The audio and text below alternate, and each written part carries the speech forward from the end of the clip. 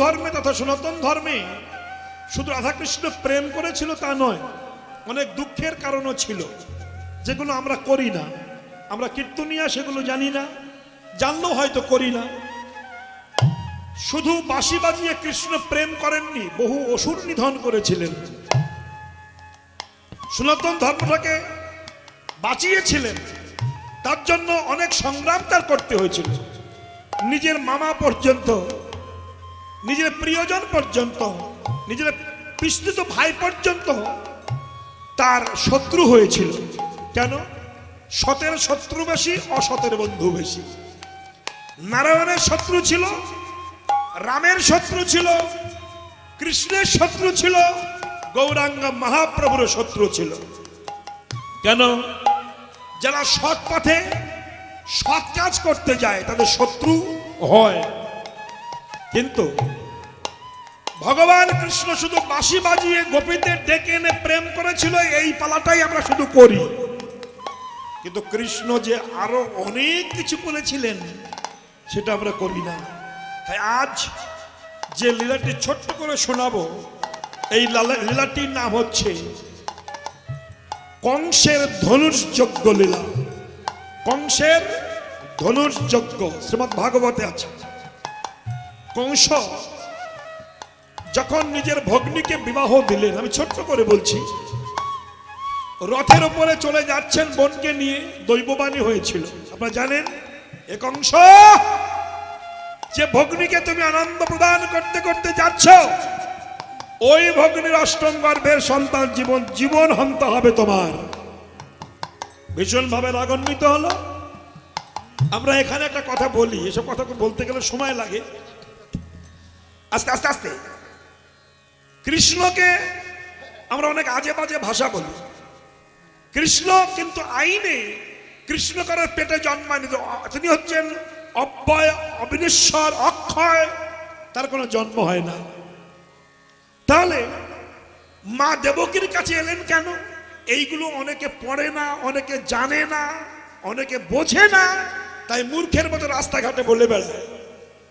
আমাদের একটা কথা জানতে হবে, সারা বিশ্বের মানুষ যে রাধা কৃষ্ণকে শ্রদ্ধা করে, প্রণাম করে, তার যদি চরিত্র খারাপ হতো মানুষ তাকে ভালোবাসতো না। এটা ঘটনা। আমি রাধাপদ ঘোষ সারাটা জীবন কীর্তন করছি, অনেক সততার বাক্য আপনার কাছে শুনেছেন আমার কাছে। কিন্তু যখন শুনবেন রাধাপদ ঘোষ আবার একটা বিয়ে করেছে, তখন কিন্তু আমার কথা শুনতে আপনাদের ভালো লাগবে না। লেকচার মারে, নিজে আবার তো বলবেন। তাহলে নিজের চরিত্র শোধন না করে আমি অন্যের চরিত্র শোধন করতে পারি না। রাধে রাধে, এগুলো উচিত নয়। গোবিন্দ যিনি, তিনি চরিত্রহীন ছিলেন না। তাহলে বিশ্ব ব্রহ্মাণ্ডের মানুষ জ্ঞানী, গুণী, শিক্ষিত, তাকে ভগবানের আসনে রেখে পূজা করতেন না। তার কোনো জন্ম হয় না। অব্যয়, অক্ষয়, অবিনশ্বর, কিরকম ছিল, আছে, থাকবে। যেমন সূর্য ছিল, সকাল 6টার সময় উদিত হয়েছে, সন্ধ্যাবেলা চলে যাচ্ছে, আবার কাল সকালবেলা উদিত হবে। তাই বলে কি বলবো যে সূর্যের জন্ম আজকে সকালে হয়েছে? না, সূর্য ছিল, আছে, থাকবে। তেমনি ভগবান ছিলেন, আছেন, থাকবে, কোন কোন সময় বহির্প্রকাশ হয়। আমাদের এখানে এখন দিন চলছে, আমেরিকায় রাত। কি আমেরিকায় দিন, এই জায়গায় রাত। একই সূর্য সারা পৃথিবীতে আপ ডাউন করছে, যাওয়া আসা করছে। একই ভগবান বিশ্ব ব্রহ্মাণ্ডকে আপ ডাউন করছেন, যাওয়া আসা করছেন। তিনি আছেন, থাকবেন। সেই ভগবান কৃষ্ণ জন্মগ্রহণ করেনি। তাহলে কেন আসলেন? আপনারা জানেন, যখন কংস শুনতে পেল, তখন দেবকীকে মারতে গিয়েছিল। বসুদেব বাদী হয়েছিল, নারী হত্যা রাজার কর্ম নয়। কি করবে? আটকে রাখো ঘরের মাঝখানে, যে দুপাশে মাঝখানে পার্টিশন, দুপাশে ঘর, এপাশে বসুদেবকে রাখা হয়েছিল, এপাশে দেবকীকে রাখা হয়েছিল। তাও আর স্বর্ণ শিকলের, স্বর্ণ লোহার শিকলে বেঁধে রাখা হয়েছিল, বুকে পাথর চেপে দেওয়া রাখা হয়েছিল। বলুন তো, এইভাবে এই অবস্থা করে মিলন হয়? বাচ্চা হয় কি? না। কিন্তু ভগবান কারাগারে এসেছিলেন। যখন কৃষ্ণের সুতপা ছিলেন এই দেবকী, কৃষ্ণ অবতারে ভগবানকে চেয়েছিলেন, হে ভগবান তুমি আমার সন্তান হয়ে এসো। তাই যখন এই কারাগারের মধ্যে ডাকছিলেন, ভগবান নিজে চতুর্ভুজ রূপ ধারণ করে এসেছিলেন কারাগারে শঙ্খ চক্র গদা পদ্মরূপে। শ্রীমদ্ ভাগবতে দেখুন। আর মা তখন অচৈতন্য হয়েছিলেন, শেষলেস। এইবার ভগবান দাঁড়িয়ে হাত থেকে জ্যোতি মায়ের কোলে ফেলে দিয়েছিল। মায়ের কোলে ছোট্ট একটা বাচ্চা হয়ে ভগবান বসেছিলেন, অজনী সম্ভাবা তার কোলে ছিল। এগুলো জানতে হবে।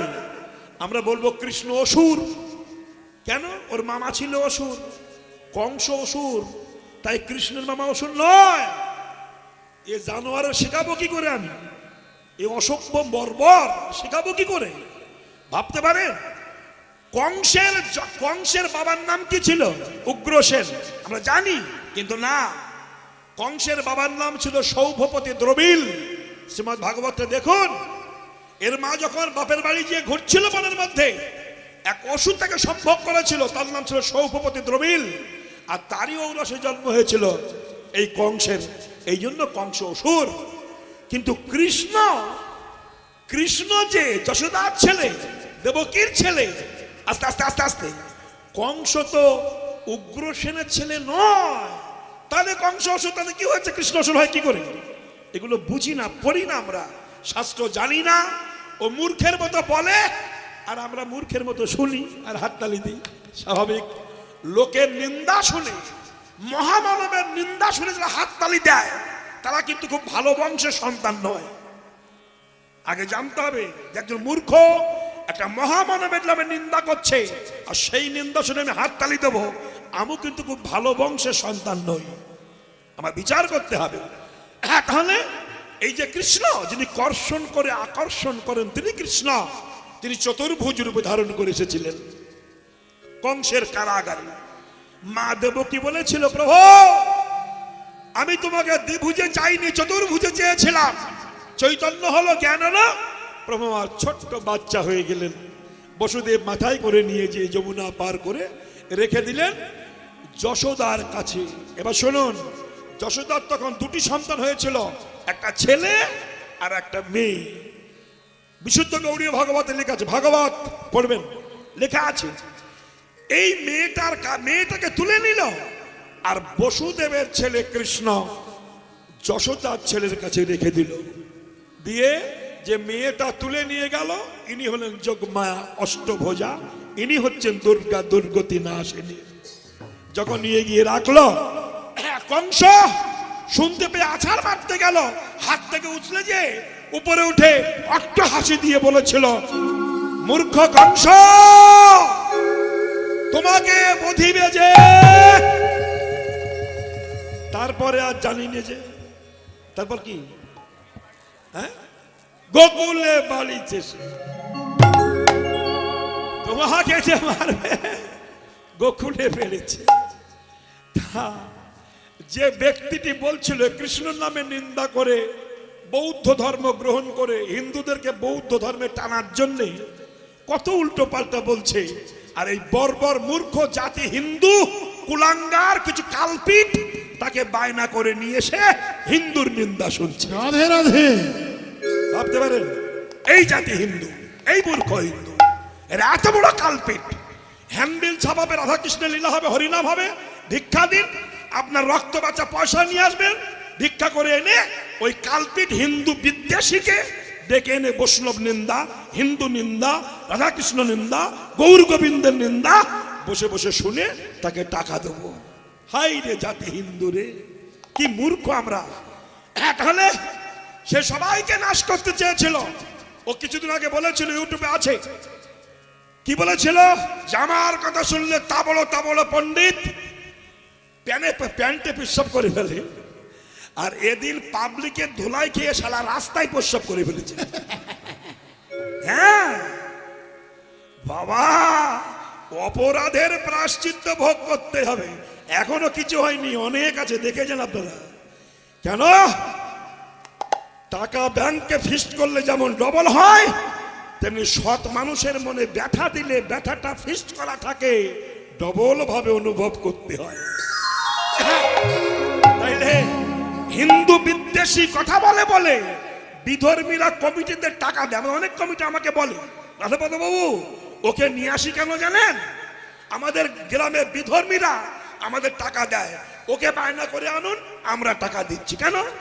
ও যে হিন্দু নিন্দা করবে, তাতে তাদের লাভ হবে। ভাবতে পারেন এইভাবে চলছে হিন্দু সমাজটা। এ কিচ্ছু জানে না। আমি ওপেন চ্যালেঞ্জ করেছিলাম যে তুই আমার সঙ্গে এসে বস, যত টাকা খরচ আমি দেবো, কিন্তু বসতে চাইনি।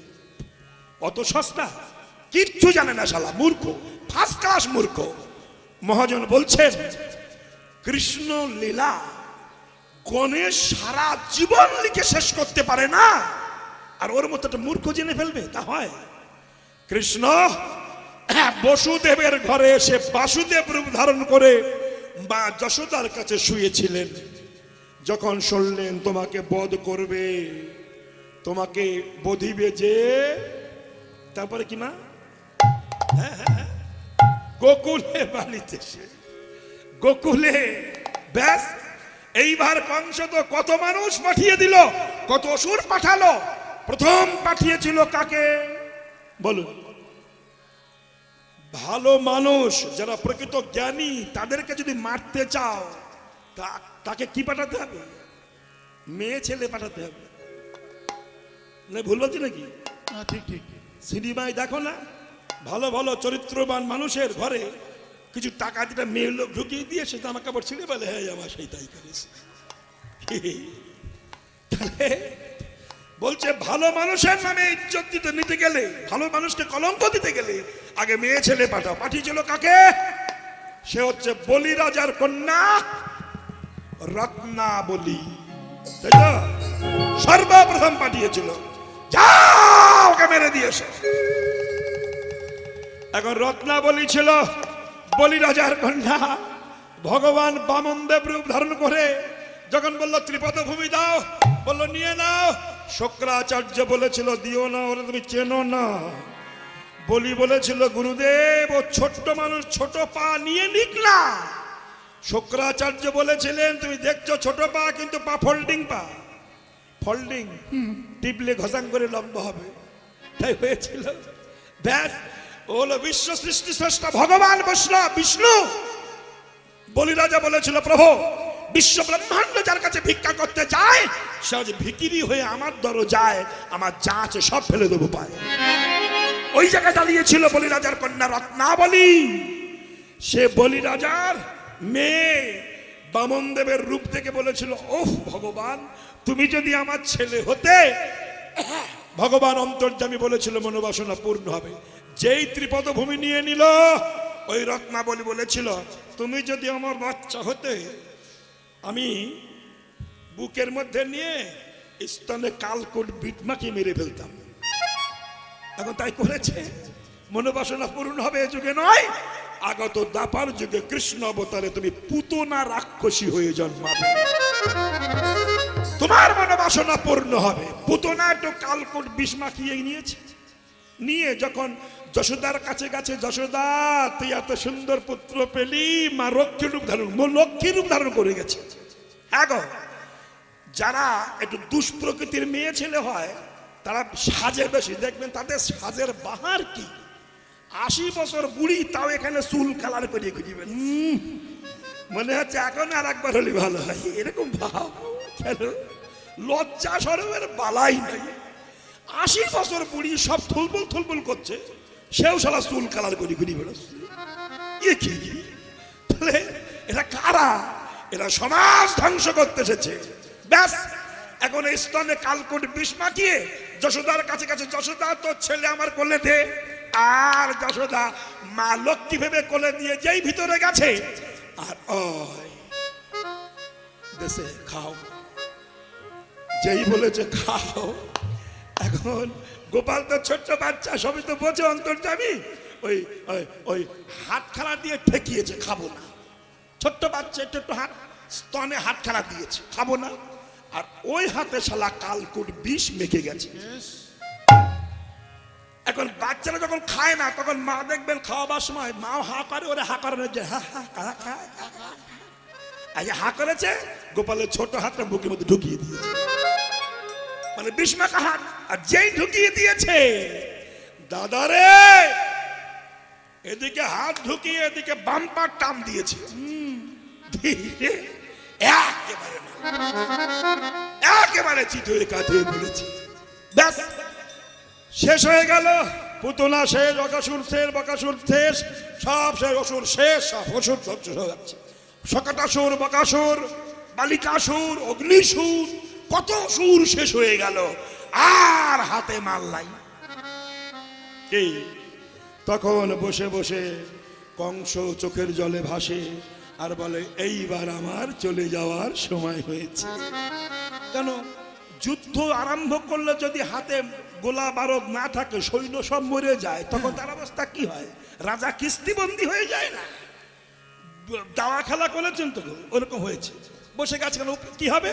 তাই কিছু কিছু প্রহরী দরজায় রেখে কংস শুয়ে থাকে। মহাজন এখানে পদ লিখেছে, কে অগো পালঙ্কে সুতিয়া আছে কংস নিপমণি, পালঙ্কে সুতিয়া আছে কংস নিপমণি, দুয়ারে প্রহরী সম রাখিয়া আপনি, দুহারে প্রহরী সব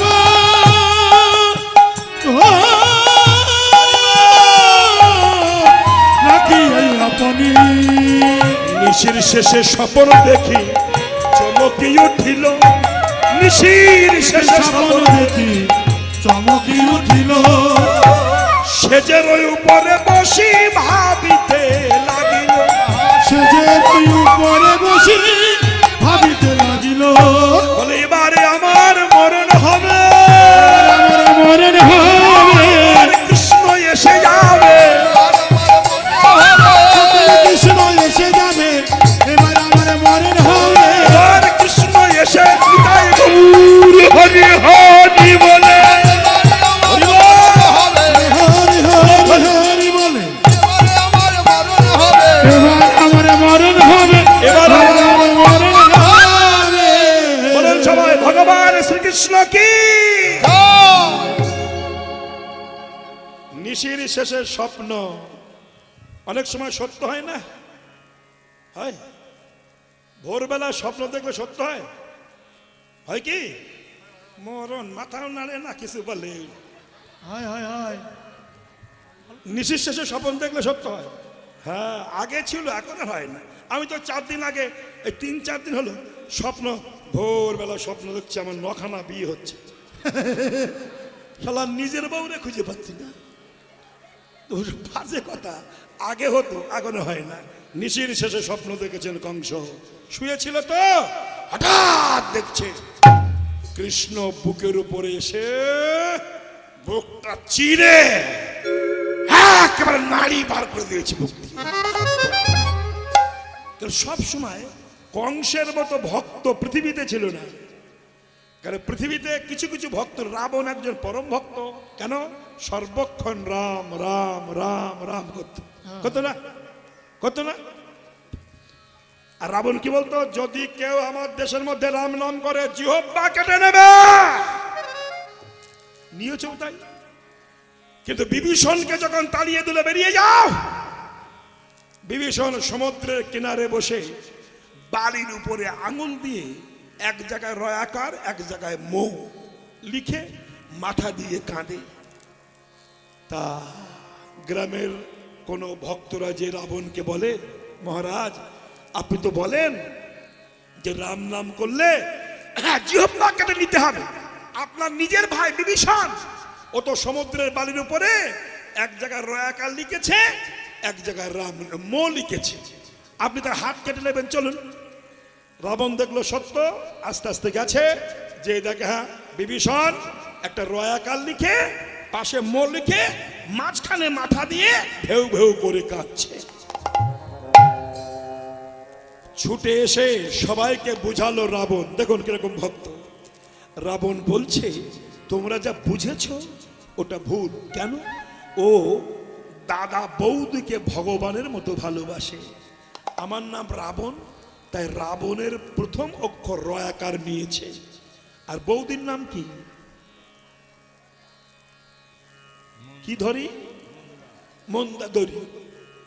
মন্দাদরির মো এ পাশে দিয়ে মাঝখানে মাথা দিয়ে কাঁদছে, কিন্তু আইনে কাঁদছে কিন্তু রাম নাম বলে।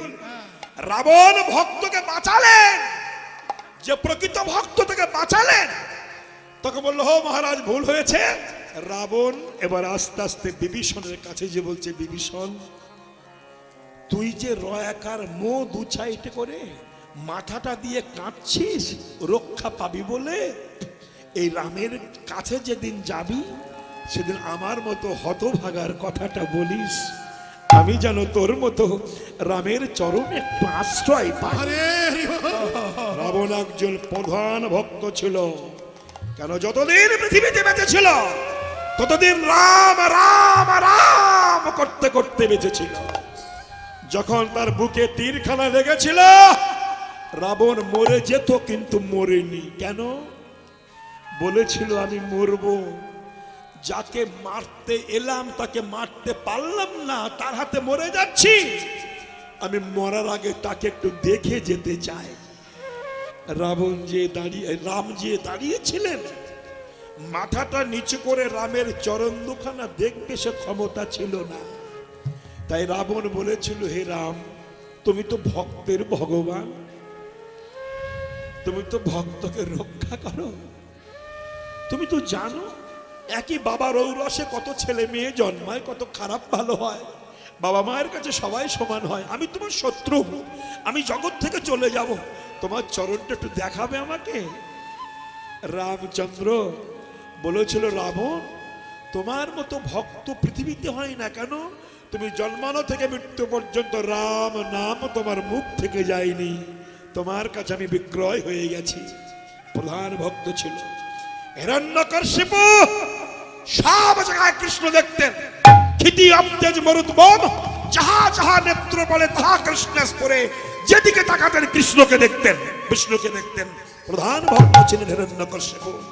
ঠিক তেমনি কংস সর্বক্ষণ কৃষ্ণ কৃষ্ণ, ওই কৃষ্ণ ওই কৃষ্ণ, আকাশে কৃষ্ণ, বাতাসে কৃষ্ণ, ক্ষিতিতে কৃষ্ণ, জলে কৃষ্ণ, সর্বত্র কৃষ্ণ দেখতেন, কৃষ্ণময় হয়ে থাকতেন।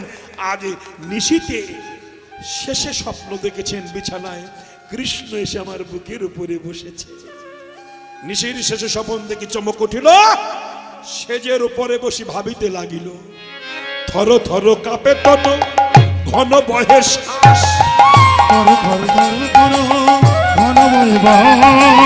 বসি করে কংস রাজা চাহে চারিপাশ, বসি করে কংস রাজা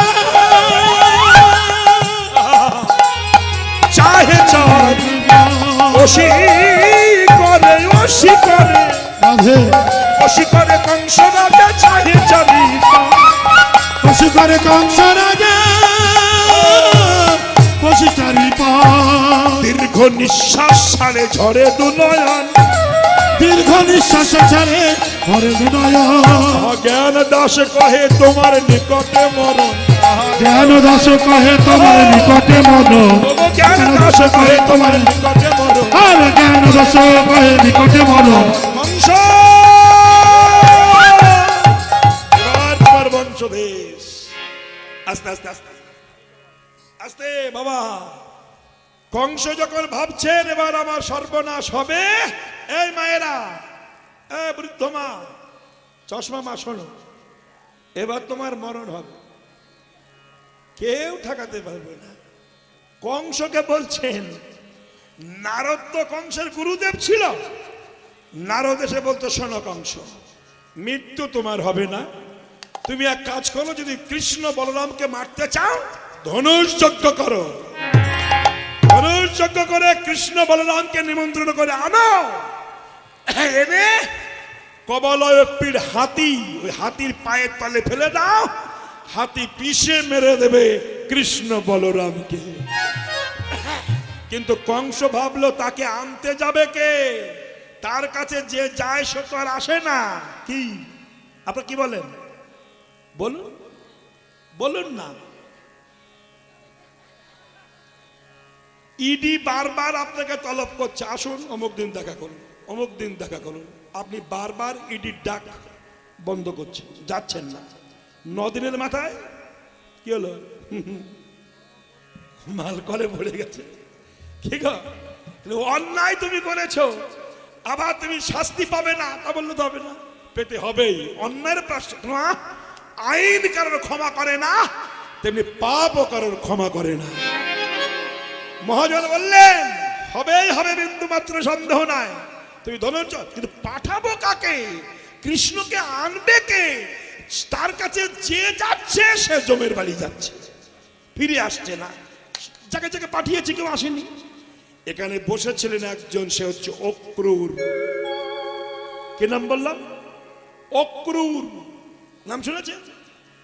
অক্রূর অন্তরে ভাবছে, আহ গোবিন্দ, এতদিন এই আশায় বসেছিলাম, যদি আজ কংস আমাকে বলে কৃষ্ণকে আনতে, আমি পরম সৌভাগ্য। আমি আজ বিষ থেকে, বিষের জগৎ থেকে অমৃতের জগতে যাব। বলবে না বলবে কৃষ্ণের কৃপা হলো। কংস অক্রূরকে ডাক দিল, অক্রূর যাও, কৃষ্ণ বলরামকে ধনুর্যজ্ঞের নিমন্ত্রণ করে আনো, যাও, রাত নিয়ে চলে যাও। এইবার দেখুন, অক্রূর সঙ্গে সঙ্গে কংসের পায়ে প্রণাম করলেন। কেন বলুন তো? কংস তো বিষ্ণু বিদ্বেষী, প্রণাম করলেন কেন? প্রশ্ন করছেন একজন, অক্রূর, কংস কৃষ্ণ বিদ্বেষী, তুমি প্রণাম করলে কেন? অক্রূর বলছে, হাজার বিদ্বেষী হলো, যে কৃষ্ণের কাছে পাঠিয়ে দেয় সে আমার গুরু হয়, সে বিদ্বেষী নয়। সে কৃষ্ণের কাছে পাঠিয়ে দিচ্ছে, তাই প্রণাম করে যাচ্ছে। প্রণাম করে অক্রূর চললেন। অক্রূর চালায়ে রথ বৃন্দাবন পথে, অক্রূর চালায় রথে বৃন্দাবনের পথে, কৃষ্ণ নাম মনে মনে, ওগো কৃষ্ণ,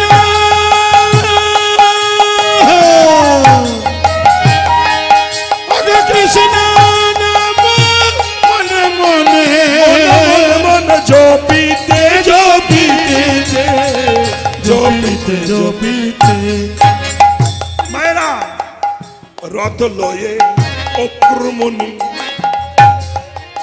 আইল ব্রজপুরে, রথ লয়ে অক্রমণি আইল ব্রজপুরে, দেখি বৃন্দাবন সভা, আরে দেখি বৃন্দাবন সভা, ও নামে ধীরে ধীরে, আরে দেখি ধীরে ধীরে, ওরে কি নামে ধীরে ধীরে, গৌর হরিবা,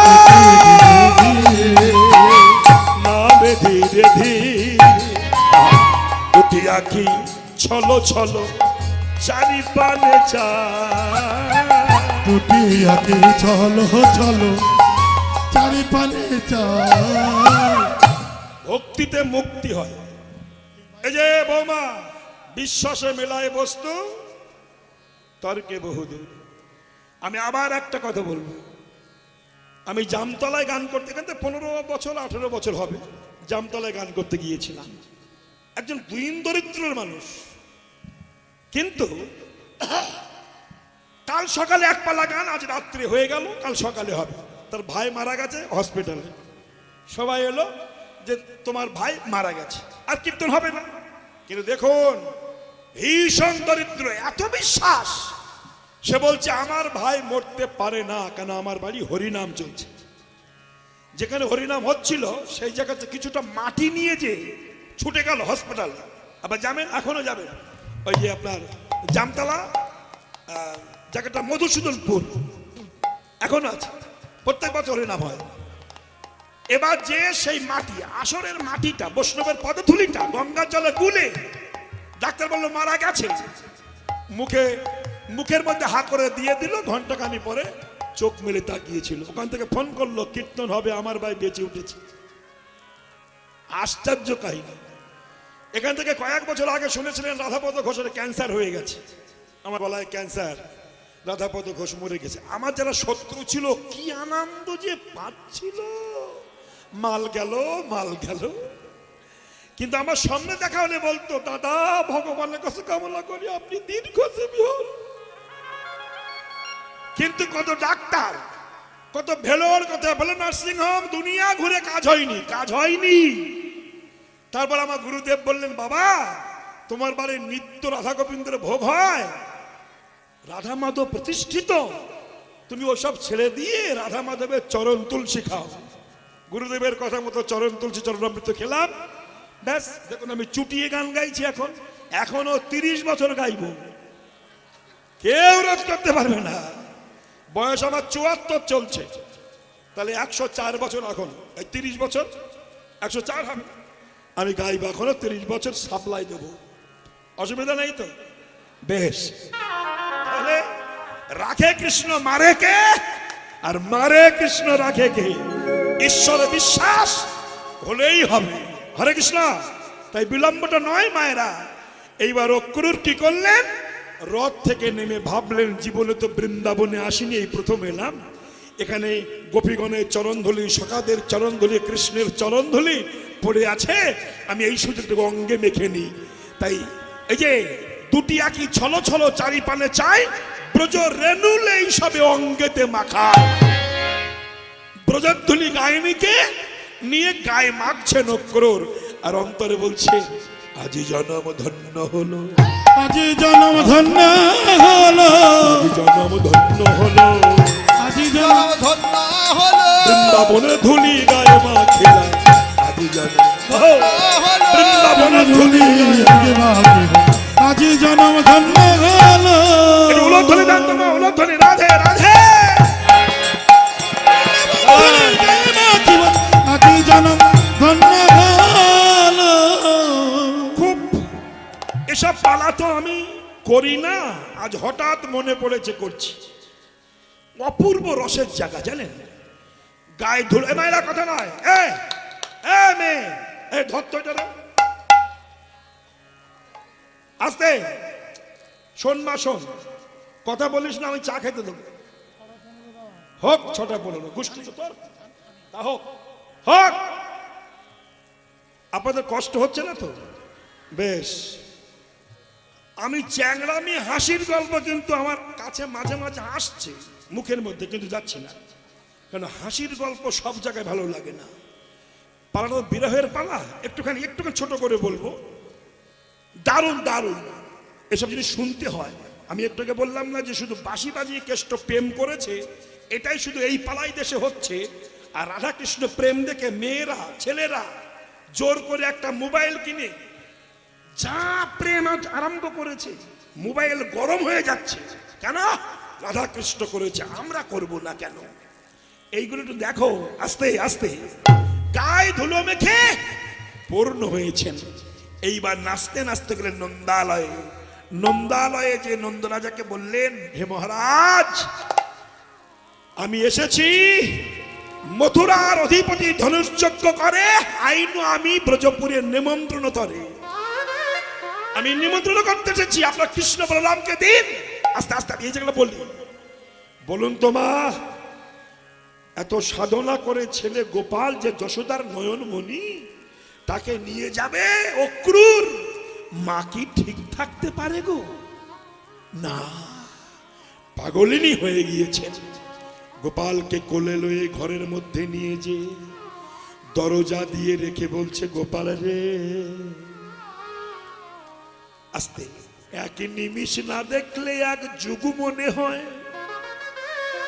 তুই চলে গেলে আমাকে মা বলে ডাকবে রে, ডাকে রে। কিন্তু উপায় নাই। নন্দরাজা অনেক কিছু বুঝিয়ে গোপালকে রথে তুলে দিয়েছে।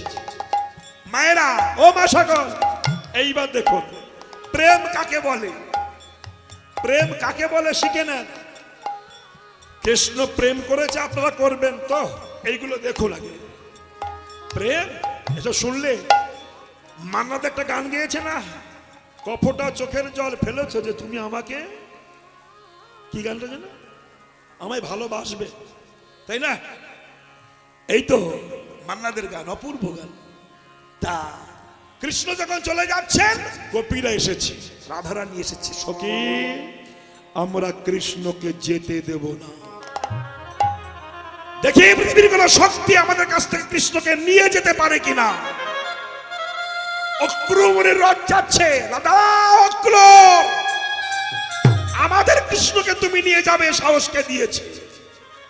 দাঁড়াও, কেহ কেহ রথ ধরে, শিরে করা ঘাত হানে, কেহ রথ ধরে টানে, আর শিরে করা হানে, কেহ রথ আগে ছুটে যায়, কেহ রত আগে হে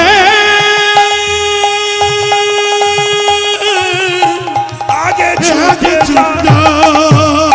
কেহ কেহ রথ ধরে, কেহ কাঁদে উচ্চ ঈশ্বরে, অগো কেহ কেহ রথ ধরে আর কেহ কাঁদে উচ্চ ঈশ্বরে, আবার কেহ আগে পক্ষপাতি দেয়, আগে বক্ষ। কারণ যদি আপনজন মেরে যায়, মরে যায়, সে কি করে? মরাকে ধরে টানে। আর রাধারানী বলছে, হে গোবিন্দ, যদি যেতে চাও একটা কাজ করে যাও, এই আমার দেহ পেতে দিলাম, তোমার এই রথের চাকাটা আমার বুকের উপরে তুলে দাও, দিয়ে আমার মরা দেহ দেখে যাও। গেলে কি হবে? শুনেছি বৈষ্ণবের মুখে, কোথাও যাত্রাকালে যদি মরা দর্শন ভাগ্যে মেলে, কি হয় বলো? যাত্রাকালে মরা দেখলে কি হয়? যাত্রা শুভ হয়, সত্যি কথা। কিন্তু মরার আবার ক্লাসিফিকেশন আছে। মনে করুন কেউ চুল্লু খাইয়ে মরল, ওই মাল থেকে গেলে যাত্রা শুভ হবে? কেউ কুলু কুলু করে মরল, যাত্রা শুভ হবে? হবে কি? ওর কুলু কুলুটা মতো লেগেছে, মরে গেল, তাহলে যাত্রা শুভ হবে কি? আপনার স্বামী কিংবা আপনার স্ত্রী থাকতেও আপনি প্রেম করেছেন অন্যের সঙ্গে, গ্রামের লোক বাদী হলো, দুজনা বললেন জীবনা লাগ বলে বলে বিষ খাইয়ে মরে গেলেন, তো এ দেহ দেখে গেলে যাত্রা শুভ হবে? বলছে না। তবে মৃত্যু সজ্জায় সজ্জিত হয়ে অন্তিম কালে যদি মুখে কৃষ্ণ নাম থাকে, কৃষ্ণ কৃষ্ণ বলতে বলতে যে মরে যায়, সেও দেহ দেখে গেলে যাত্রা শুভ হয়। হে গোবিন্দ, তোমার রথের চাকা বুকের উপরে তুলে দাও, আমি দন্ত সব সব দিয়ে তালে বিশ্বব সব হব। বধূ হে, শুনেছি বৈষ্ণবের মুখে, কোথাও যাত্রা কালে যদি মরা দর্শন ভাগ্যে মেলে, তবে নাকি যাত্রা শুভ হয়। আহা, কি প্রেম! হে গোবিন্দ, আমি আলা ভোলা নারী জাতি, আমি কৃষ্ণ সেবা জানি না, জানি না, কৃষ্ণ পূজা জানি না। বধূ হে,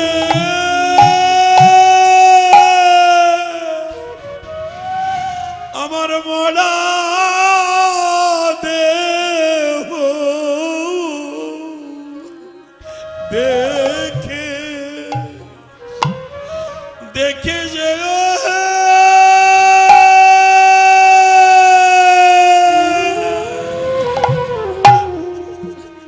তবে তোমার যাত্রা, তোমার যাত্রা শুভ শুভ হবে।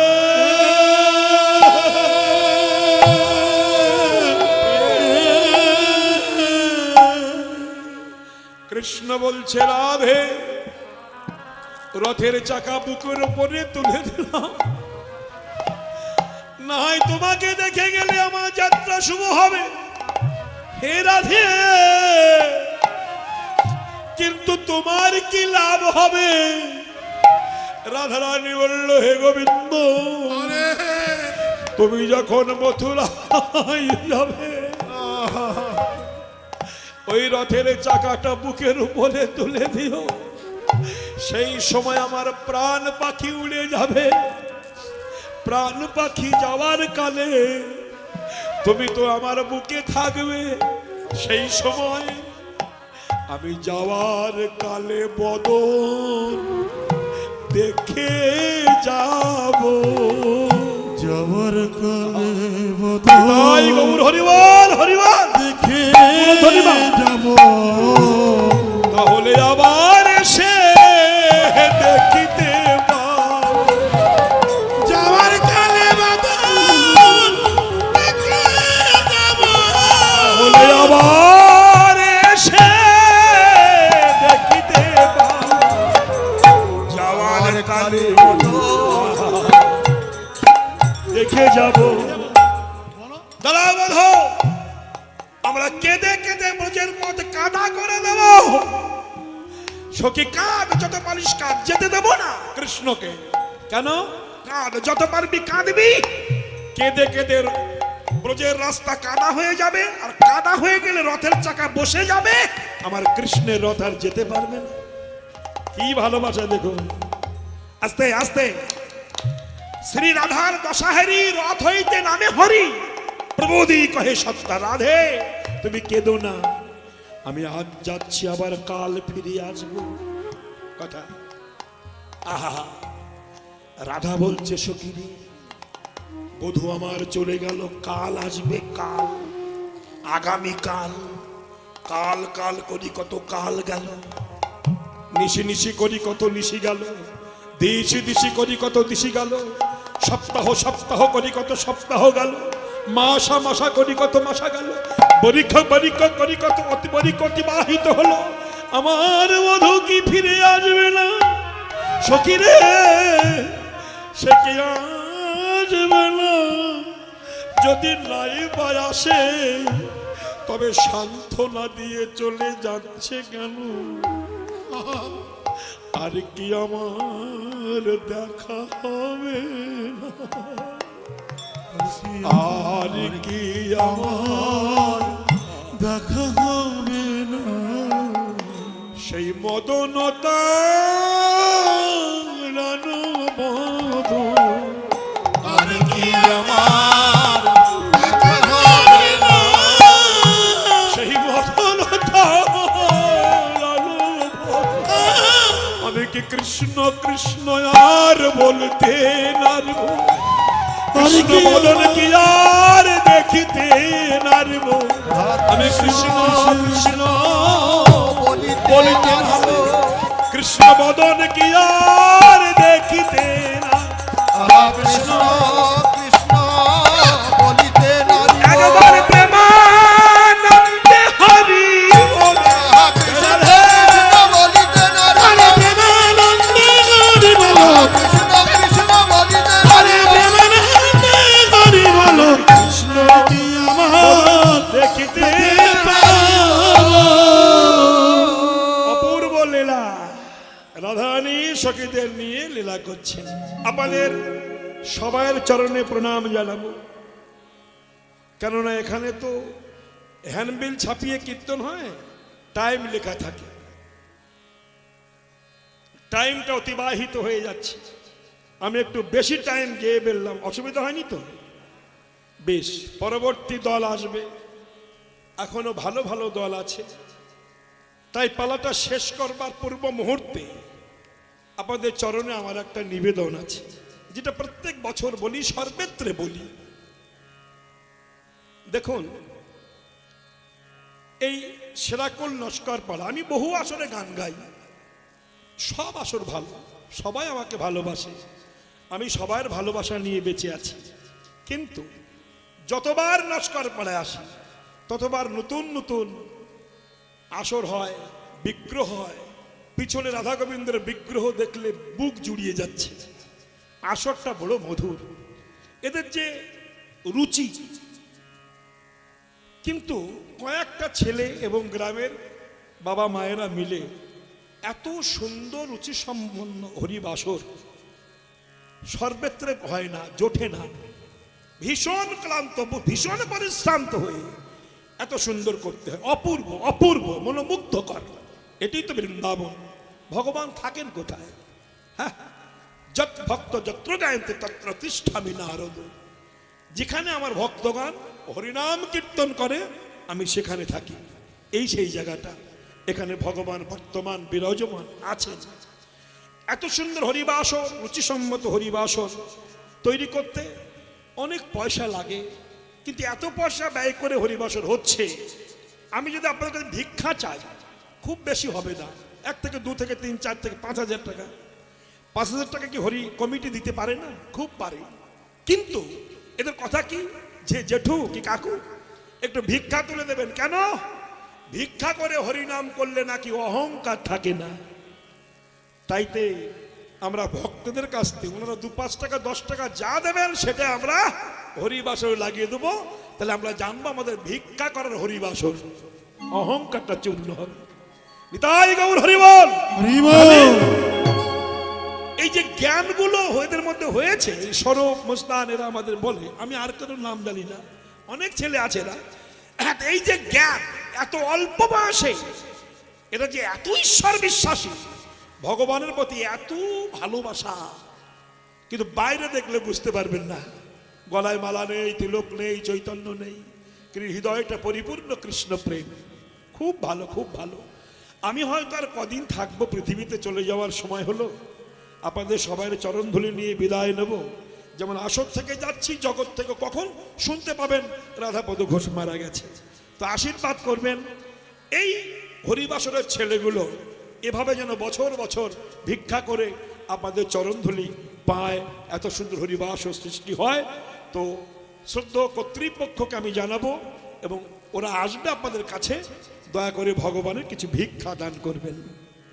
কেউ উঠে যাবেন না, পরবর্তী ভালো ভালো দল আছে, একটু আস্বাদন করবেন। আচ্ছা, ওই মা 100 টাকা দান করেছেন, এটা আমি হরিবাসরে দিয়ে দিচ্ছি। আপনি একা গেলে হবে না, আরো কিছু বাবা মা আসতে হবে, 1-2 জন ভিক্ষা হবে না। যাই হোক, শ্রদ্ধেয় কর্তৃপক্ষ আসছে, ভিক্ষা দেবেন। পরবর্তী দল রেডি হয়ে আছে, তারা এক্ষুনি আসবে। আমি একটু 15-20 মিনিট বেশি করে ফেললাম, ভাবের মাঝখানে দাঁড়িয়ে ক্ষমা করবেন। গৌর হরি বল। চলুন যাই, এবার বিলম্ব না করে। অক্রুরমণি দাঁড়িয়েছেন, ব্রজাঙ্গনাগণ, ব্রজ ললনাগণ, ব্রজ বলিতগণ, ব্রজ কুমারীগণ ডাকতে লাগলেন, হে গোপীগণ, কৃষ্ণ বলে কেঁদে ব্রজের রাস্তা কাদা করে দেবো। এই কাদাতে কৃষ্ণের রথের চাকা বসে যাবে, তবে কৃষ্ণ আর যেতে পারবে না। কৃষ্ণ বলে কেঁদে কেঁদে কাদা করে দিল। কৃষ্ণ বলে কেঁদে কেঁদে কাদা করে দিল। কৃষ্ণ বলে কেঁদে কেঁদে কেঁদে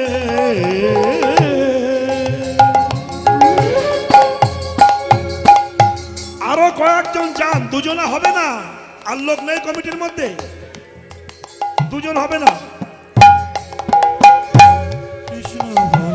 আরো কিছু কিছু যান। কাদা করে দিল, যেতে যেতে রথের চাকা কাদাতে বসিল।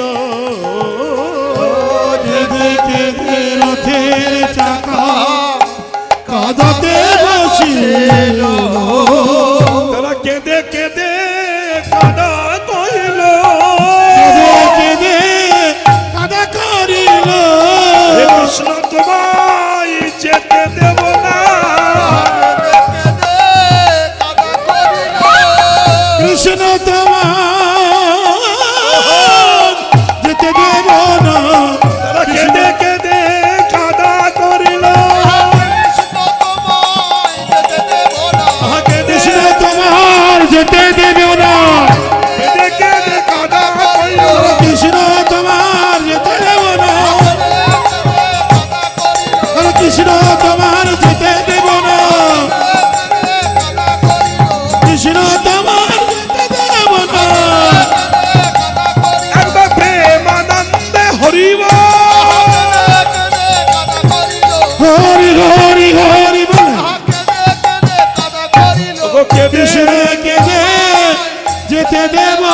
না।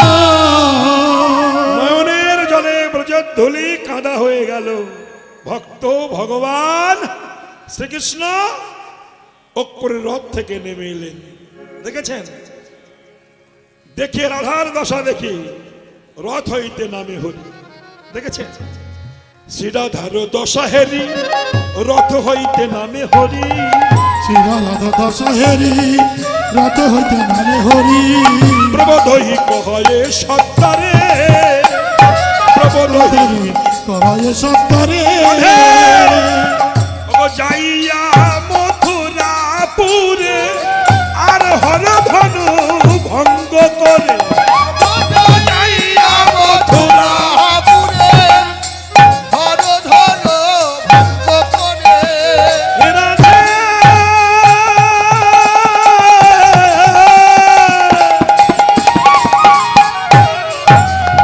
ও যাইয়া মথুরাপুরে আর হর ধনু ভঙ্গ করে। মধুপুরে হর ধনুক ভঙ্গ করে।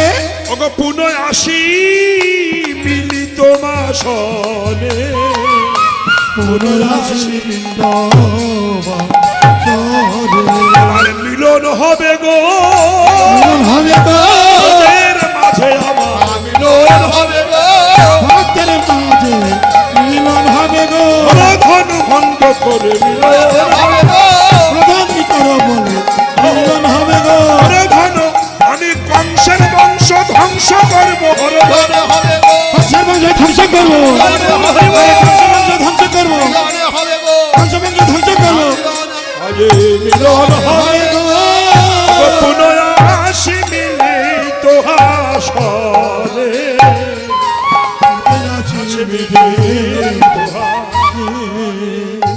এবার পরবর্তী দল আসবে। আমি এখানে পালা রাখছি, কেননা বৃন্দাবন থেকে আমি কৃষ্ণকে মথুরায় নিয়ে যাচ্ছি না। কেন? পরবর্তী অনেক লীলা হবে, তো কে কি লীলা করবে জানি না, তাতে বৃন্দাবন শূন্য করলাম না। যেই না রথ থেকে কৃষ্ণ নামলেন আর রাধারানী কৃষ্ণকে জড়িয়ে ধরলেন। হে গোবিন্দ, তোমায় যেতে দেব না। হাসি হাসি হাসি বেশ কায়দা করে ধরেছি, বুকের মধ্যে জড়িয়ে ধরেছি। উলধনে উলধনে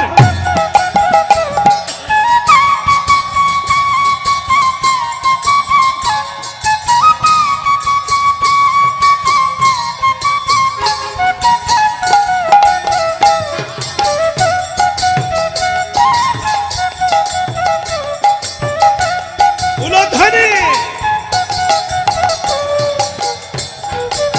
হরিবল হরিবল।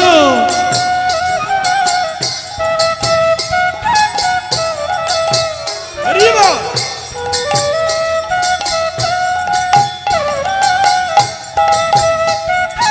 আহা